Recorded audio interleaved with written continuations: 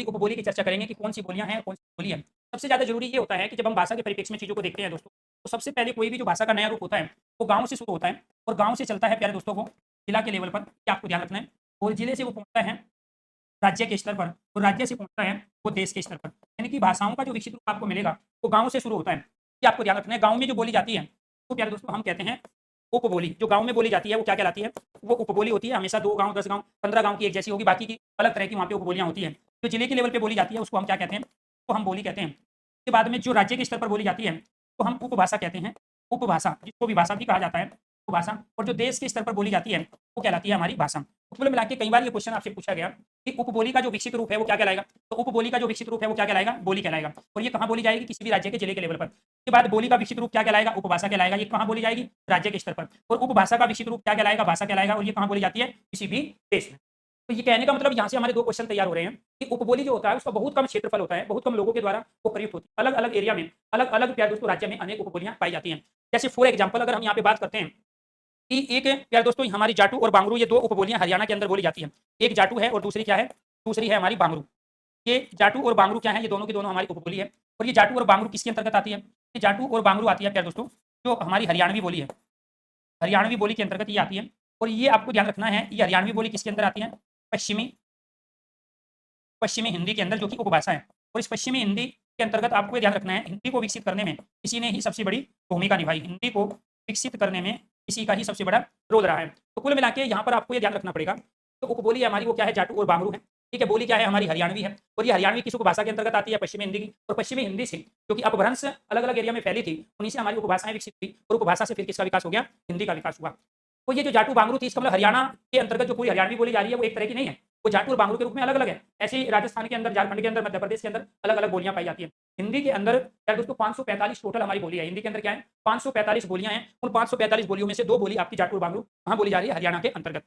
अब यहाँ से जो क्वेश्चन बने वो 2 बने। एक तो वो ये पूछेगा भाषा का क्षेत्रीय रूप बताइए क्या कहलाता है? 4 आपको ऑप्शन मिलेंगे। तो भाषा का क्षेत्रीय रूप होता है उपभाषा। उपभाषा का क्षेत्रीय या सीमित रूप क्या होता है? बोली। और बोली का क्षेत्रीय रूप क्या होता है? उपबोली। या फिर वो इसको इस रूप में लेगा कि बोली का विकसित रूप क्या होता है? उपबोली का विकसित रूप बोली, बोली का विकसित रूप उपभाषा और उपभाषा का विकसित रूप भाषा। कई बार क्या करेगा, वो ऑप्शन में देगा ही नहीं बोली, आपको कहेगा उपबोली का विकसित रूप बताओ, और ऑप्शन में बोली है नहीं, और ऑप्शन में डायरेक्ट उपभाषा है। तो फिर उस कंडीशन में जो बीच में आता है वो अगर ऑप्शन में नहीं है तो उससे नेक्स्ट वाला आपको राइट आंसर मानना है। और ये कई बार क्वेश्चन रिपीट हो चुका है, कि आपको ध्यान रखना है। तो इसके बाद यहाँ पर जो हम चर्चा करेंगे वो करेंगे इन तमाम चीजों तरीके से। तो हमारे अपभ्रंश के रूप हैं, अपभ्रंश के रूपों से कैसे ये विकसित हुए? अपभ्रंश के रूप, अपभ्रंश के मुख्य रूप से 4 रूप से हिंदी का विकास हुआ है। हिंदी का विकास विकास हुआ है। अब भारत में अलग अलग समय पर अलग अलग भाषाएं प्रयोग में लाई जा गई, उसके बारे में चर्चा करेंगे। लेकिन पहले ये आपको बताएं कि कौन से अपभ्रंश के 4 रूप हैं जिनसे हमारी हिंदी विकसित। में से एक हमारा है तोर सैनी अपभ्रंश है। तोर सैनी अपभ्रंश ने हिंदी को विकसित करने में बड़ी भूमिका निभाई। एक है अर्धमागधी अपभ्रंश, अर्धमागधी अपभ्रंश। तीसरा है हमारा मागधी अपभ्रंश, मागधी अपभ्रंश। और इसके बाद है हमारा फोर्थ नागर ये साची अपभ्रंश।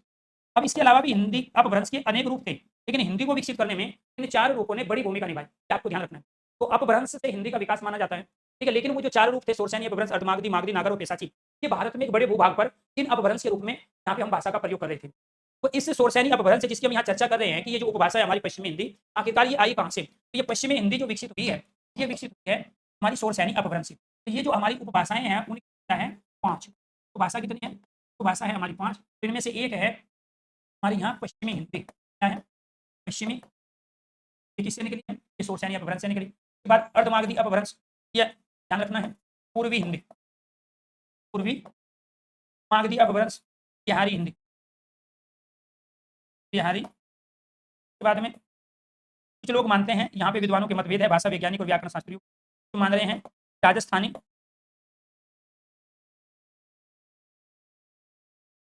राजस्थानी हिंदी और पहाड़ी हिंदी। राजस्थानी और पहाड़ी हिंदी हमारी नागर और पेशाची से विकसित हुई, पहाड़ी हिंदी।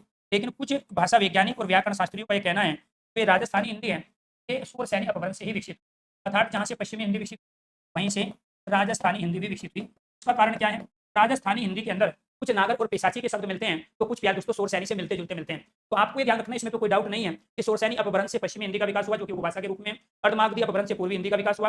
मागधी अपभ्रंश से बिहारी हिंदी का विकास हुआ। नागर पेशाची से हमारी पहाड़ी हिंदी का विकास हुआ। लेकिन इसी पहाड़ी हिंदी के अंदर एक और अपभ्रंश का रूप होता है, खस अपभ्रंश। और वो जितनी भी हमारी है जम्मू या कश्मीर में प्रयोग होने वाली भाषा, जो पहाड़ी क्षेत्रों में है या फिर ये जो पूर्वी क्षेत्र के जो हमारे राज्य हैं, उनकी जो भाषाएं हैं, वो कहीं न कहीं प्यारे दोस्तों पेशाची के जो शब्द होते हैं, वो वहाँ से मिलते हैं।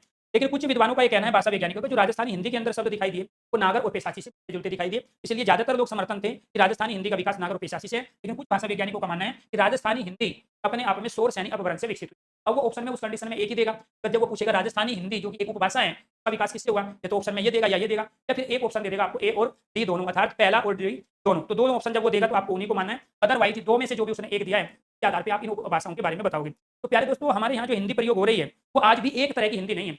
राजस्थान के अंदर जो हिंदी बोली जा रही है वो अलग है, उत्तर प्रदेश के अंदर जो हिंदी बोली जा रही है वो अलग है। तो हरियाणा में बोली जा रही है वो हिंदी हिमाचल और उत्तराखंड में नहीं है। जो हिमाचल उत्तराखंड में हिंदी है वो मध्य प्रदेश में नहीं है। जो मध्य प्रदेश में है वो छत्तीसगढ़ में नहीं है। जो बिहार में हिंदी है वो झारखंड में अलग है। तो कुल मिला के हिंदी का जो उत्तर भारत के अनेक राज्य है, इसमें हम हिंदी का प्रयोग कर रहे हैं, उनमें भी हिंदी एक तरह से नहीं है। उनमें भी हिंदी के अलग-अलग रूप देखने को मिलते हैं, और वो अलग-अलग रूप इस वजह से है क्योंकि ये 5 जो हमारी उपभाषाएँ हैं, ये विकसित हुई है शोरसैनी अपभ्रंश से। कोई मागधी अपभ्रंश से, कोई मागधी अपभ्रंश से, कोई नागर पेशाची से। तो जब अपभ्रंश जिससे इसका विकास हुआ, जब वही एक नहीं थी, भारत के अलग-अलग क्षेत्र में अलग-अलग भूभाग पर अलग-अलग तरह की बोली जा रही थी, की वजह से हमारे ये हिंदी के रूप भी यार दोस्तों अलग-अलग हो गई। अब थोड़े से जाओ आप पीछे बैकग्राउंड में, जहाँ भारत में सबसे पहले जो भाषा प्रयुक्त हो रही थी, वो भाषा थी हमारी संस्कृत। कौन-सी भाषा थी वो? वो संस्कृत भाषा थी। तो संस्कृत कुछ समय के बाद कन्वर्ट किसमें हो गई? संस्कृत कुछ समय के बाद प्यारे दोस्तों कन्वर्ट हो गई पाली भाषा में, जो बौद्धों की भाषा थी। और पाली कुछ समय के बाद में कन्वर्ट हो गई प्राकृत भाषा में, जो जैनियों की भाषा थी। और प्राकृत कुछ समय के बाद में कन्वर्ट हो गई अपभ्रंश भाषा में, जिससे हिंदी का विकास हुआ। और ये अवहट अपभ्रंश कन्वर्ट होके ये किसमें बदल गई? अवहट में बदल गई। और अवहट किसमें बदल गई? प्राचीन हिंदी में बदल गई। तो समय के साथ-साथ भाषा ने अपना रूप बदला, अपने को विकसित करने के क्रम में। प्राचीन हिंदी के बाद में जो हिंदी आई प्यारे दोस्तों, वो क्या थी हमारी? वो थी आधुनिक हिंदी, जिसका हम प्रयोग कर रहे हैं। तो ये सफ़र हिंदी भाषा ने अब तक तय किया है। संस्कृत से पाली, पाली से प्राकृत, फिर अपभ्रंश, अवहट, प्राचीन हिंदी, और आज जो हम प्रयोग कर रहे हैं उसको कहते हैं हम आधुनिक हिंदी। और आपके जो बच्चे प्रयोग कर रहे होंगे, आप जब बूढ़े हो जाओगे, बुजुर्ग हो जाओगे, आपकी गर्दन हिलने लगेगी, तो उस समय आप गर्दन हिलते हुए इंग्लिश का प्रयोग कर रहे होंगे। तो ये आपको ध्यान रखना है। अभी हम प्रयोग किसका कर रहे हैं? आधुनिक हिंदी का। अब ये जो संस्कृत भाषा सबसे पहले इस देश में बोली जा रही थी, जब इस देश का नाम आर्यावर्त था, सनातन धर्म की अपनी आप में भाषा, वो जो वैदिक भाषा जिसको कहते हैं, वो क्या थी? संस्कृत। और इसी संस्कृत में तमाम वेद, शास्त्र, पुराण, रामायण, महाभारत ग्रंथ हमारे लिखे गए। ये संस्कृत भाषा भी एक रूप में नहीं थी, ये भी दो रूप थे। एक थी वैदिक संस्कृत, एक क्या थी? वैदिक संस्कृत थी, वैदिक संस्कृत। और दूसरी थी हमारी लौकिक संस्कृत। दूसरी संस्कृत कौन सी? लौकिक संस्कृत।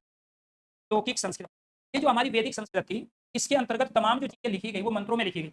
वैदिक संस्कृत में क्या थे? मंत्र थे। और लौकिक संस्कृत में क्या थे? श्लोक थे। लौकिक संस्कृत में क्या थे? श्लोक। तो ये श्लोक वाली संस्कृत थी और वैदिक संस्कृत मंत्रों वाली संस्कृत थी। अब इसके अंतर्गत जो रामायण और महाभारत जो ग्रंथ हैं, जो कि दुनिया के सबसे बड़े ग्रंथों में महाभारत आता है और सबसे बड़ा धार्मिक ग्रंथ रामायण माना जाता है। तो रामायण और महाभारत, पहले रामायण लिखी गई, उसके बाद में महाभारत। महाभारत दुनिया के सबसे बड़े ग्रंथ में आता है, केवल भारत का ही ये सबसे बड़ा ग्रंथ नहीं है, बल्कि दुनिया का विश्व का सबसे बड़ा ग्रंथ महाभारत है, क्योंकि इसमें 1 लाख श्लोक है। और इसकी जो रचना की, इसका जो संकलन किया, संकलन का मतलब होता है जो चीज़ें इधर-उधर इकट्ठी नहीं थी, इधर-उधर बिखरी पड़ी थी, उसको एक स्थान पे लाके सुव्यवस्थित तरीके से रखने का काम वेदव्यास ने किया।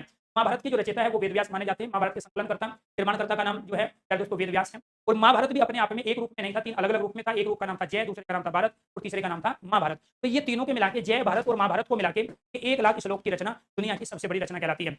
ये ऐतिहासिक ग्रंथ माना जाता है, दुनिया का एक पहला ऐतिहासिक और सबसे बड़ा ग्रंथ भी कहलाता है। रामायण धार्मिक और सामाजिक ग्रंथों में आता है। ये वाल्मीकि द्वारा लिखी गई 24,000 श्लोक इसके अंतर्गत है। तो आप अंदाजा लगाओ, अगर आज हम 400 पेज की कोई बुक लिख दें तो ये लगता है कि इसको कैसे पढ़ेंगे और कैसे पढ़ाएंगे। और पुराने समय में 1-1 लाख श्लोक लिखे गए और लोगों ने पढ़े भी। रामायण के अंदर 24,000 श्लोक हैं और 24,000 श्लोक का ग्रंथ आदि कवि जिनको माना जाता है वाल्मीकि, और दुनिया का आदि जो ग्रंथ माना जाता है वो माना जाता है रामायण। आदि ग्रंथ का मतलब क्या? आदि का मतलब होता है आरंभ, प्रारंभ, जो सबसे पहले का हो।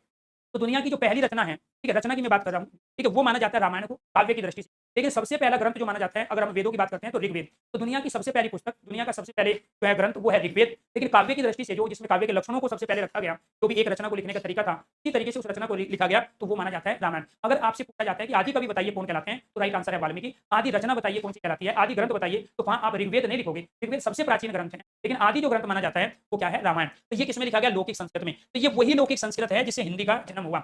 ये आपको ध्यान रखना है। हिंदी का जो जन्म हुआ है वो इसी से हुआ है। तो ये आपको ध्यान रखना है, हिंदी का जन्म, हिंदी का हिंदी का जो जन्म हुआ है वो इसी लौकिक संस्कृत से है। अगर अब आपके पास ऑप्शंस आ गए कि हिंदी का जन्म बताइए किससे हुआ है, वैदिक संस्कृत, लौकिक संस्कृत या फिर संस्कृत से, जब तक ऑप्शन में लौकिक संस्कृत है, तो आपका राइट आंसर लौकिक संस्कृत है। हिंदी को जन्म देने वाली जो भाषा थी वो कौन सी है? लौकिक संस्कृत है। और जब ऑप्शन में लौकिक संस्कृत नहीं है तो फिर आपको संस्कृत को हिंदी को जन्म देने वाली भाषा के रूप में करना है, और ये क्वेश्चन अनेक बार पूछे जा चुके हैं। तो हिंदी का जन्म कहाँ से हुआ? हिंदी का जन्म हुआ लौकिक संस्कृत अर्थात संस्कृत से। लेकिन हिंदी के विकास करने में तो जहाँ जन्म हो रहा था प्यारे दोस्तों, आपको ध्यान रखना है संस्कृत से हिंदी का, वहीं हिंदी को विकसित करने में, पालने पोषने में जो बड़ी भूमिका निभाई, हिंदी का जो विकास हुआ वो किसमें हुआ? अपभ्रंश भाषा से। अवहट से क्यों नहीं माना गया? क्योंकि अवहट का जो क्षेत्रफल था वो कम था, बहुत बड़े भूभाग पे नहीं था, अधिक लोगों के द्वारा बोली और समझी नहीं जा रही थी। लेकिन इस अपभ्रंश का रूप चूंकि बड़ा था और अधिक लोगों के द्वारा ये प्रयुक्त हो रही थी, इसलिए हिंदी को जो सबसे ज्यादा प्रभावित किया वो अपभ्रंश ने किया।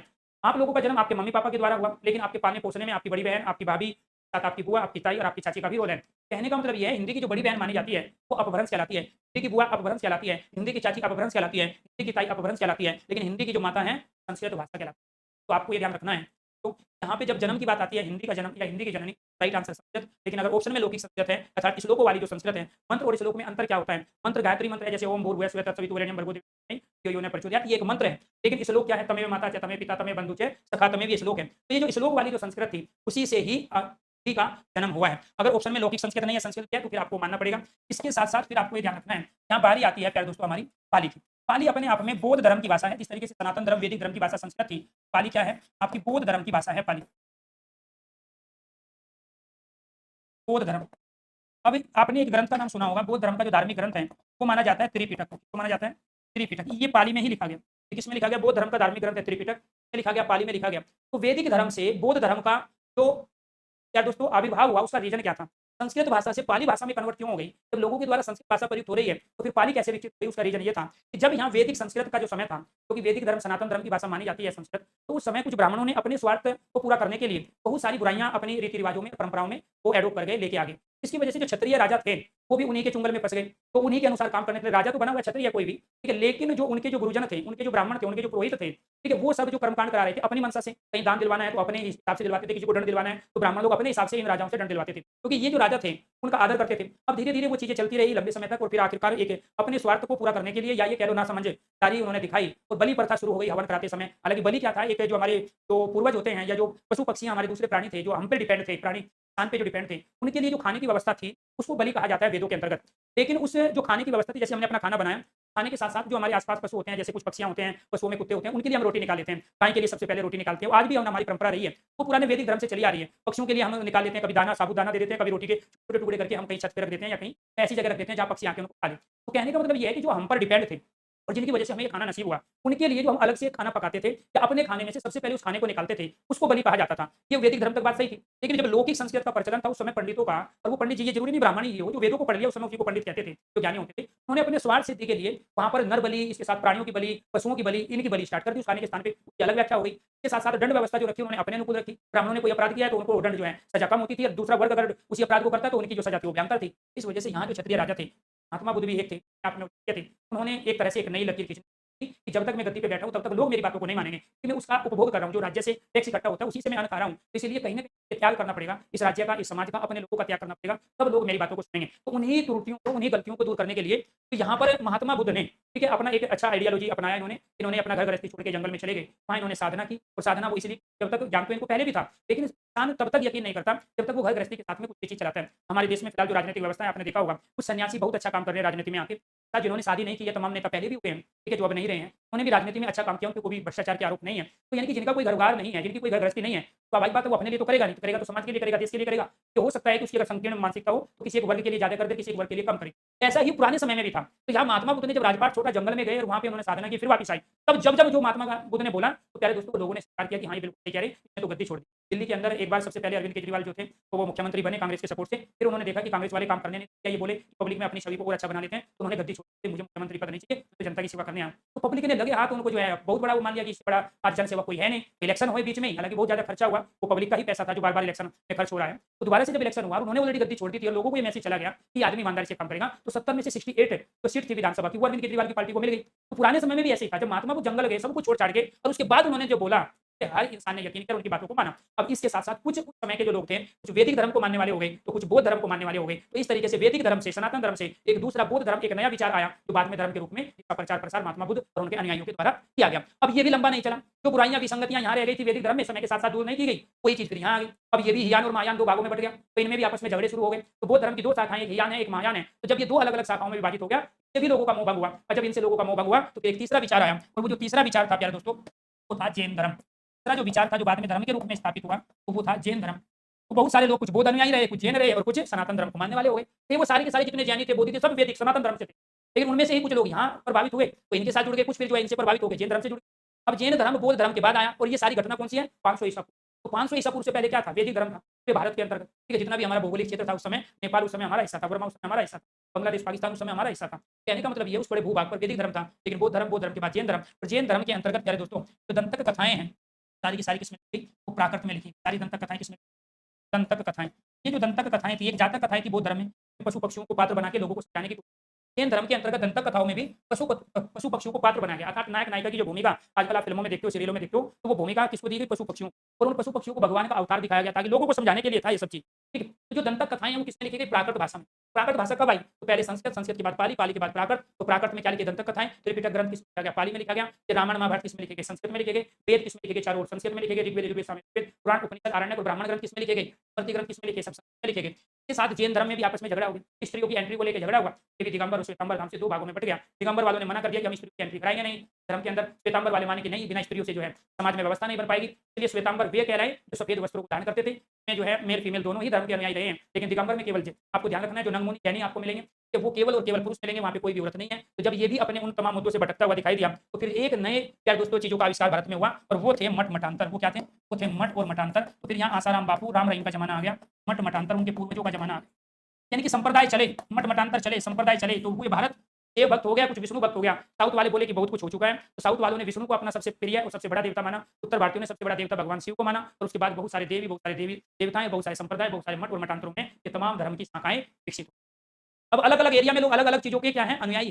तो कोई राम रहीम को मानने वाला है, तो कोई आसाराम बापू को या उनके पूर्वजों को। तो अलग-अलग एरिया में धर्म के भी अनेक रूप अलग-अलग तरह से देखे गए। और वो समय क्या था? वो समय था अपभ्रंश भाषा का। तो इसका मतलब ये है कि जो छोटे-छोटे ये अनुयायी या संप्रदाय थे, ये छोटे-छोटे जो पंथ थे, छोटे-छोटे मठ और मठांतर थे, अपभ्रंश भाषा को पूरे भारत में फैलाया। ठीक है? और इसमें क्या था? शोरसैनी अपभ्रंश, उसके बाद अर्धमागधी, मागधी अपभ्रंश, नागर और पिशाची उस समय की थी। और अनेक संप्रदाय चले हमारे यहाँ, आपने देखा होगा, जो द्वैतवाद, अद्वैतवाद, वो सब इसी के ज़माने की चीज़ थी। ठीक है? इसके साथ-साथ अवहट ज़्यादा बड़े भूभाग पे फैला नहीं था, इसलिए प्यारे दोस्तों ये बहुत सीमित भाग में था, और हिंदी का विकास करने में नाकामयाब रहा। इसलिए हिंदी का विकास अपभ्रंश भाषा से हुआ। ये आपको ध्यान रखना, हिंदी जो पालन-पोषण करने वाली भाषा मानी जाती है, वो अपभ्रंश है। इसी वजह से अपभ्रंश को हिंदी की बड़ी बहन, हिंदी की बुआ माना जाता है, हिंदी की माता माना जाता है। संस्कृत को उसके बाद प्राचीन हिंदी आई। जब यहाँ मुस्लिमों का शासन था इस देश में, उस समय यहाँ प्राचीन हिंदी थी, और ये अरबी फारसी मिश्रित जो हिंदी है, तो प्यारे दोस्तों हम प्राचीन हिंदी कहते हैं। अरबी फारसी मिश्रित हिंदी।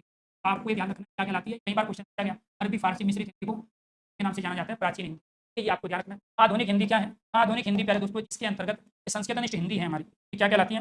ये कहलाती है हमारी संस्कृतनिष्ठ हिंदी। ये आपको ध्यान रखना है। इसमें तत्सम शब्दों का प्रयोग ज़्यादा है। संस्कृतनिष्ठ ये हिंदी मानी जाती है, जिसको हम आधुनिक हिंदी कहते हैं। हाँ, इसमें उर्दू के शब्दों का प्रयोग ज़्यादा था, वहीं प्यारे दोस्तों आधुनिक हिंदी में संस्कृत के शब्दों का प्रयोग ज़्यादा है। तो यहाँ पे इसमें क्या था? उर्दू के शब्द थे। इसमें किसके शब्द थे? इसमें तत्सम शब्द थे, अर्थात संस्कृत के शब्द थे। और ये इंग्लिश क्या है? 2060 के बाद की जो भाषा होगी, वो आपकी क्या कहलाएगी? इंग्लिश कहलाएगी। ये आपको ध्यान रखना है। भारत में 2000 फिलहाल हमारे यहाँ क्या है? आधुनिक हिंदी है।